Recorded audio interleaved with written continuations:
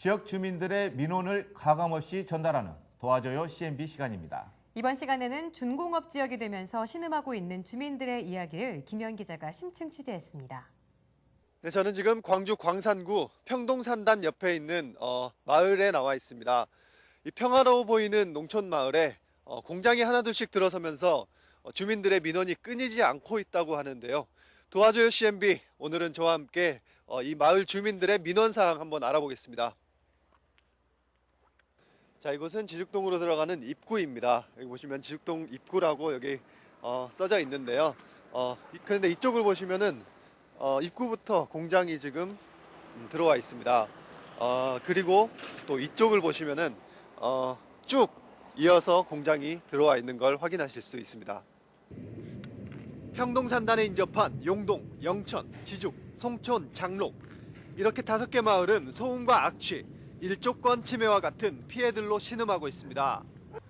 곳곳에 공장이 하나둘 들어서면서부터입니다. 마을이 공장과 주거지가 한 곳에 들어서게 되는 준공업 지역으로 지정됐기 때문입니다. 뭐 일조권도 있고 전망권도 있고 막 그런 거 따지잖아요. 근데 시골 사람들은 그런 개념이 없어요. 개념도 없을 뿐더러 공장 짓은 사람들은 그런 것을 일체 고려를 안 해줍니다. 자기들 내 땅이니까 내가 샀으니까 허가를 얻었으니까 합법적이니까 하면서 자기들 의지대로 그냥 높이고 뭐시고 제한 없이 막 짓고 그러더라고요. 중공업 지역이 돼가지고 주민들한테 좋은 것은 한 가지도 없어요. 안전히 지금 주민들만 고통을 받고 있는 상황입니다. 지금. 이날 만난 한 농민은 고이 만든 시설하우스를 철거하고 있었습니다.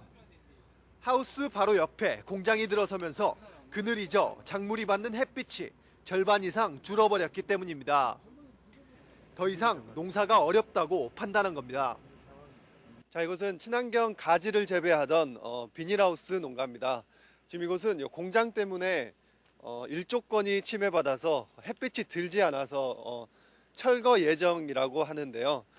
피해 농가 주민 한번 만나보겠습니다. 안녕하십니까? 예, 저는 영천 마을에 사는 김기호라는 농민입니다. 네, 지금 햇빛이 들지 않아서 좀 피해를 보고 있다고 하셨는데 어떤 피해를 받고 계신가요? 여기는 중공업 지역으로서 이 농토 바로 옆에가 이 공장이 들어서 가지고 일조권 피해 때문에 농사를 전혀 지을 수가 없는 상태가 지금 되어버렸습니다. 겨울에는 이 시설하우스란 것이 겨울에 농사를 지어야 수지타산이 맞고 그러는데 겨울에 농사를 짓다 보니까 난방비가 가중되어 가지고 예년에 비해서 한 2배 정도가 들어가는 그런 실정이 되어버렸고 또 이 그늘이 진 이 부분에 대해서는 농작물이 전혀 성장을 하지 않아 갖고 수확을 할 수 없는 실정이 되어버렸습니다. 지금 현실이. 그래서 저는 나름대로 지금 이제 상당히 많은 돈을 들여가지고 이 하우스를 설치했습니다만은 도저히 이 상태로서는 농사가 불가능해서 지금 철거를 하고 있는 중입니다. 어쩔 수 없이 지금 안 되는 줄 알면서도 한다는 것이 이게 어리석은 짓 같고 그래서 지금 어쩔 수 없이 철거를 지금 하는 중입니다.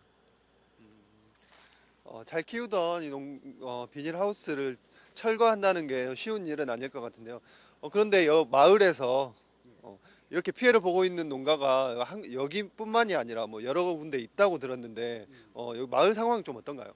여기도 이제 주변에 전에는 비닐하우스가 많았던 지역인데 이제 공장이 들어서면서 저와 같이 이렇게 일조권이나 이런 부분에 피해를 받아가지고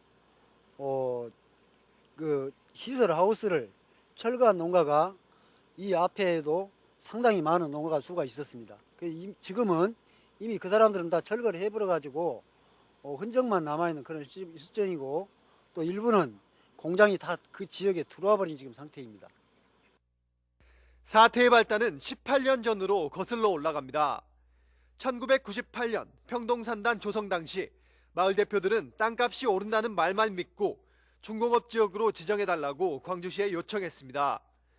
하지만 당시 공무원의 설명에는 공장에 대한 피해 부분은 쏙 빠져 있었다고 주민들은 주장합니다. 이렇게 피해가 클 줄은 몰랐다는 겁니다. 더 큰 문제는 나머지 주민들은 이 같은 진행 상황을 전혀 모르고 있었다는 점입니다. 당시에 대책위원 하셨던 분들이 거의 다 돌아가셨는데요. 생존해 계신 분들한테 여쭤봤더니 자기들 또 광주시에서 이런 중공업적 문제에 대한 설명을 했으면은 반대를 했지 누가 찬성했겠냐고 그래요. 자기 발등을 찍을 일인데. 그래서 이것은 광주시에서 마을 주민 대표들에게 중공업지역 실태에 대한 정확한 설명도 하지 않고 자기들 행정 편의주의 위주로 이렇게 행정을 펴다 보니까 주민들만 이렇게 고통을 많이 받고 있는 것 같습니다. 아무것도 모른 채 날벼락을 맞게 된 것. 주민들은 아예 다른 곳으로 이주할 수 있도록 지원받기를 원합니다. 하지만 광주시는 당시 마을 측에서 신청한 것이기 때문에 문제가 없다며 난감해합니다. 사유재산에 대해서 지원하는 건 더욱 어려운 문제라는 겁니다. 처음에 우리가 이제 시에서 원해서 중공업지를 해준 것이 아니에요.